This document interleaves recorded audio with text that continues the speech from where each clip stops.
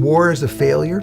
It's a failure of our species. It's a sad occurrence when our species can't work out our problems, and so when it results in armed conflict and injury and death, it changes everybody.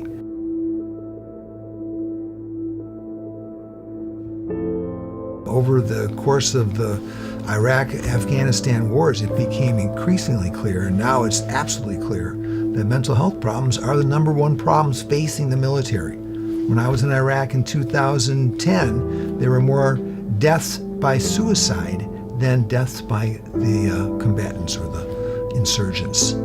So you were more likely to die by suicide. Mental health is a major issue in this country, not just for veterans. It's the second leading cause of death for teenagers. It's about to surpass traffic accidents as a leading cause of death amongst young Americans. It's the 8th leading cause of death in the US.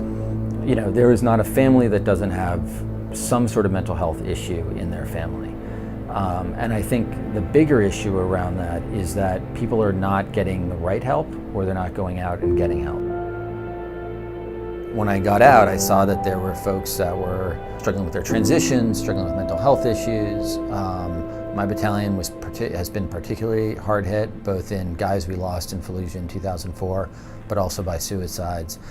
And so when there's a problem that's in front of your nose, you know, you sort of have to ask yourself, like, what can I do to try and fix that problem?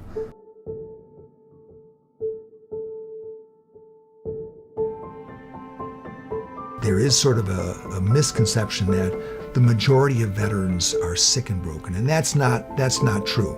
But many are struggling, and I think that we have to recognize that that is a symptom of our society, and that when we're fighting these wars and putting people into these situations, they are going to get hurt and injured, and it's our responsibility as a republic again. We have sent them to war. That symptom is part of our illness too.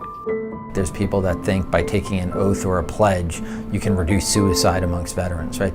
People don't seem to understand that mental health care is real health care that can work, and that the panic attacks, the anxiety, the headaches, the inability to sleep is a symptom of something else that's going on in their sympathetic nervous system, which is treatable.